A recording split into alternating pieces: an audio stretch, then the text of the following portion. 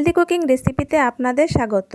আমি আজ আপনাদের সাথে শেয়ার করব ঝালমুড়ির এই স্পেশাল মশলাটি কিভাবে তৈরি করা যায় সেই রেসিপিটি, আর এই মশলা দিয়ে কিভাবে ঝালমুড়ি তৈরি করা যায় সেই রেসিপিটি। আপনারা এই ভিডিওটি ফলো করলে একদম স্কুল গেটের মামাদের মতো ঝালমুড়ি তৈরি করতে পারবেন। আসুন তাহলে দেখে নেই কীভাবে এই ঝালমুড়ির রেসিপিটি তৈরি করতে হয়।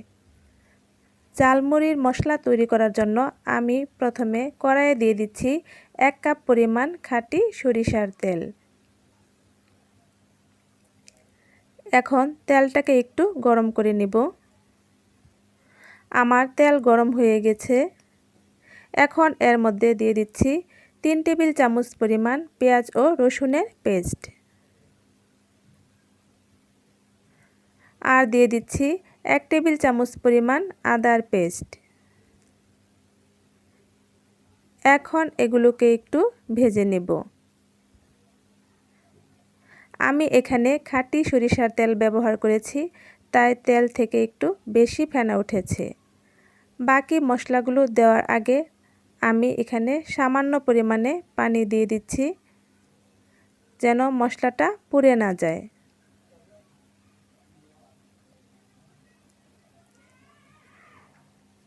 এখন এর মধ্যে দিয়ে দিচ্ছি 1 টেবিল চামচ পরিমাণ হলুদের গুঁড়া, 1 টেবিল চামচ পরিমাণ ধনিয়া গুঁড়া, হাফ টেবিল চামচ পরিমাণ ভাজা জিরার গুঁড়া, আর সামান্য পরিমাণে লাল মরিচের গুঁড়া। আপনারা চাইলে আপনাদের স্বাদ অনুযায়ী লাল মরিচের গুঁড়াটা একটু বাড়িয়ে বা কমিয়েও দিতে পারেন। আমি একটু কমিয়ে দিয়েছি, কারণ ঝালমুড়ি তৈরি করার সময় আমি কাঁচামরিচ কুচি ব্যবহার করব। এখন এই মশলাগুলোকে ভালোভাবে মিশিয়ে নেব।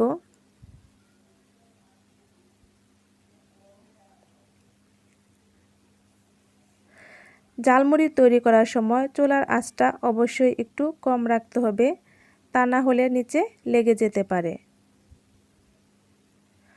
আর মশলাটা কষানোর সময় একটু এভাবে নাড়াচাড়া দিতে হবে।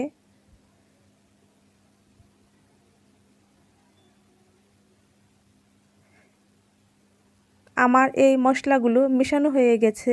এখন এর মধ্যে দিয়ে দিচ্ছি সামান্য পরিমাণে রান্নার লবণ, আর দিয়ে দিচ্ছি হাফ টেবিল চামচ পরিমাণ চটপটির মশলা। চটপটির মশলা দিলে ঝালমুড়িটা একদম স্কুল গেটের মামাদের মতো খেতে হয়।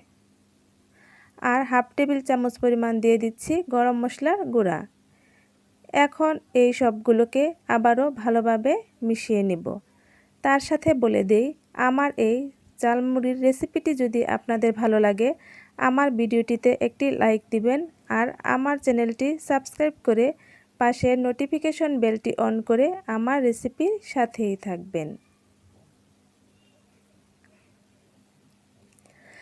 আমি এই মশলাটাকে এভাবে নেড়েচেড়ে আরও 5 মিনিট সময় জাল করে নেব।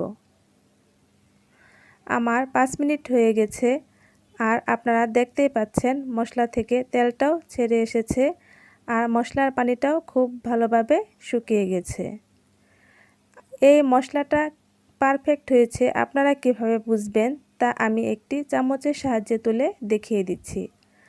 আপনারা দেখছেন যখন মশলাটা এভাবে দানা দানা হয়ে যাবে, তখন এই মশলাটা পারফেক্টভাবে তৈরি হয়ে গেছে। এখন এই মশলাটাকে চুলা থেকে নামিয়ে ঠান্ডা করে একটি কাচের বয়মে ঢেলে দিব, আর দেখিয়ে দিব কিভাবে এই ঝালমুড়ির মশলা দিয়ে স্কুল গেটের মামাদের মতো ঝালমুড়ি তৈরি করা যায়। ফিরে আসছি মশলাটাকে নামিয়ে ঠান্ডা করার পর। ঝালমুড়ি তৈরি করার জন্য আমি ঝালমুড়ির মশলাটাকে নামিয়ে ঠান্ডা করে নিয়েছি। এখন এই মশলা দিয়ে কিভাবে ঝালমুড়ি তৈরি করা যায় তা দেখিয়ে দিচ্ছি। ঝালমুড়ি তৈরি করার জন্য আমি এখানে একটি পরিষ্কার কৌটা নিয়েছি। এখন এর মধ্যে দিয়ে দিচ্ছি 1 কাপ পরিমাণ মুড়ি,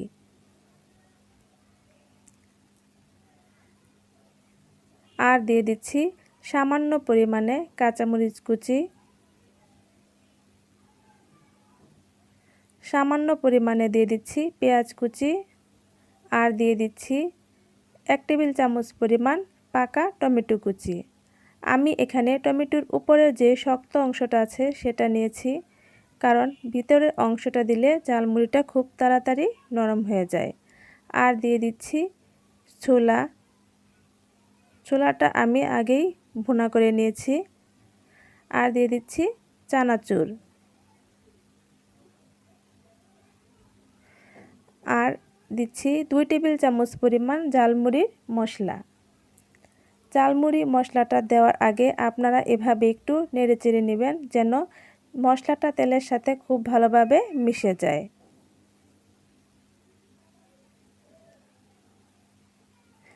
এখন আমি কৌটার ঢাকনা লাগিয়ে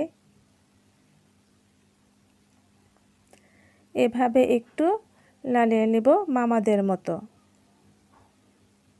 বাস তৈরি হয়ে গেছে আমার একদম স্কুল গেটের মামাদের মতো ঝালমুড়ি। আপনারা চাইলে মামাদের মতো কাগজের কোণও ব্যবহার করতে পারেন, আবার ঠুঙাও ব্যবহার করতে পারেন। যেহেতু আমি বাসায় তৈরি করছি, তাই একটি বাটিতে ঢেলে দেখিয়ে দিচ্ছি এগুলো দেখতে কতটা সুন্দর হয়েছে। আপনারা দেখতেই পাচ্ছেন আমার ঝালমুড়িগুলো দেখতে অসম্ভব সুন্দর হয়েছে। আপনারা এভাবে ঝালমুড়ি তৈরি করবেন আর আমাকে লিখে জানাবেন কেমন হয়েছে এই রেসিপিটি। সম্পূর্ণ ভিডিওটি দেখার জন্য আপনাদেরকে অসংখ্য ধন্যবাদ।